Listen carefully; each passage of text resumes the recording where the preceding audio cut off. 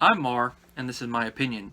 Released in 1968, Planet of the Apes is one of the best films that Fox ever produced. Carried by top-tier acting, writing, and directing, the film featured groundbreaking makeup effects and one of the most memorable endings in cinematic history. Even if you've never seen the film, you know about the ending, as it's been referenced and parodied multiple times. You maniacs!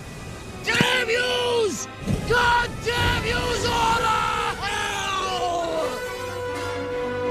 The film's success spawned a franchise, with multiple sequels, 2 reboots, toys, comic books, and television shows following in its wake. While none were as groundbreaking as the original, each were successful and could fill a video. Today, I'll be talking about what started it all, the novel. Released in 1963, Planet of the Apes was written by Pierre Boulle, who at that time was well known for his other novel-turned film, The Bridge on the River Kwai. While Boulle considered Apes to be one of his lesser works, critics hailed it, praising the author's wit and ironic social satire. While a science fiction work at heart, Boulle's satire runs deep, poking fun at mankind's darker aspects with humanized apes, much in the same way Jonathan Swift did with Gulliver's Travels. Multiple critics noted this comparison, with one summarizing the novel perfectly, respectfully descended from Swift on one side and Verne on the other. Although the novel leans more towards Swift than Verne, it does contain the Victorian author's sense of adventure,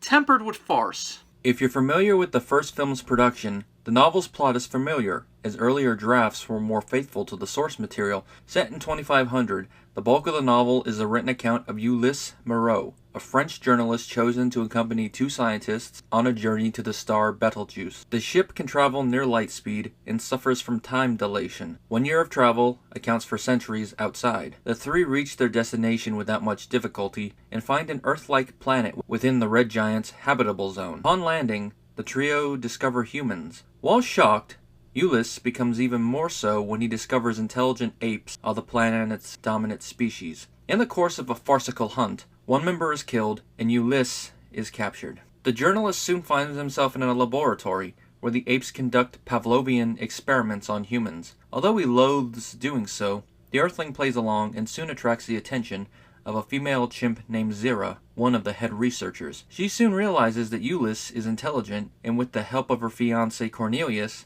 plots to free the human. Many twists and turns follow, with Ulysse becoming a father by Nova, a native human female, and he returns to Earth under less than ideal circumstances. Ape society is broken up into 3 distinct groups: the brutal gorillas, the intellectual chimpanzees, and politically conservative orangutans. While equal, each fills their own social niche. The gorillas engage in hunting and manual labor, while chimpanzees fiddle away in laboratories and classrooms. Orangutans work with the latter, but have a vice grip on scientific fact and politics, although public opinion can circumvent that for a time. Novel apes also do not take umbrage at being called monkeys, as the word in Boulle's native French translates as both ape and monkey. Because of this, there are several instances in the text, or at least my copy, where Ulysse refers to the apes as monkeys. How difficult is it to switch a word?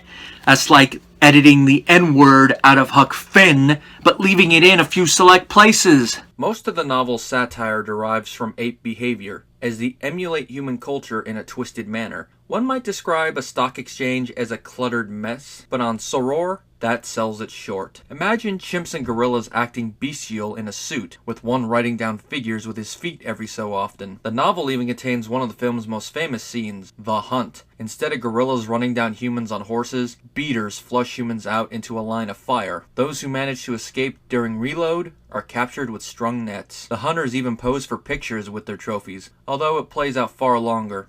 Even she-apes join in the spectacle. While the hunt is dark, it pales in comparison to human experimentation. An emulation of what real-world and book humans did with apes, chimps use humans as test subjects, submitting them to various lobotomies to test behavior alteration and electroshock treatment. Reading through this part, it makes one realize how barbaric we humans treat our closest living relatives. No wonder the chimps have no empathy. Unlike its film counterpart, the novel doesn't have a main antagonist. Instead, ape society itself is Ulysses' adversary. While the journalist is accepted by the public after he reveals his intellect, there are dissenters, mainly orangutans, who hate and fear the Earthling, mainly for what he could represent if the humans take notice, which several eventually do to a degree. Zaius is among these dissenters, although his role isn't as large as in the film.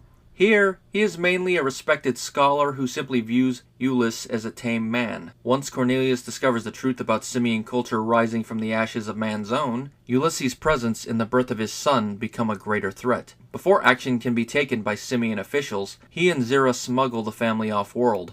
Although unused in 68, elements of this subplot were later adapted into Escape from the Planet of the Apes and Conquest of the Planet of the Apes, although the context is shifted because of the differing plots. The novel contains a twist ending, but it is not the film's classic reveal that Taylor was on Earth the entire time, which originated with Rod Sterling's screenplay. Unlike Heston, Ulysses was on a planet in the constellation of Orion. After his adventures, he returns home with Nova and their son, Sirius, only to discover that apes have taken over Earth as well. Tim Burton's 2001 remake pays tribute to this ending, although the context is shifted due to the differing plots, and it falls flat in comparison. The ending is highlighted by the revelation that Jin and Phyllis, a couple vacationing in space who came across Ulysses' written account, are chimpanzees, showing that our protagonist's hope of finding a friendly planet is pointless. Even if he finds a habitable world, either apes will have landed first, or they'll soon follow. Despite Boulle's self-effacement, Planet of the Apes is an entertaining read. Its dark, witty satire hooks you in, while making you wonder about our simian cousins. If you know about bonobo sign language training, it isn't so outlandish to believe that apes could replace humans if we became complacent and sluggish. All they'd need is the right motivation. While not as classic as the film it spawned, the novel is worth a read, if for no other reason than to picture apes yelling in business suits. I'm Mar, and this has been my opinion. If you're a fan of the video, be sure to like, share, and follow me on social media.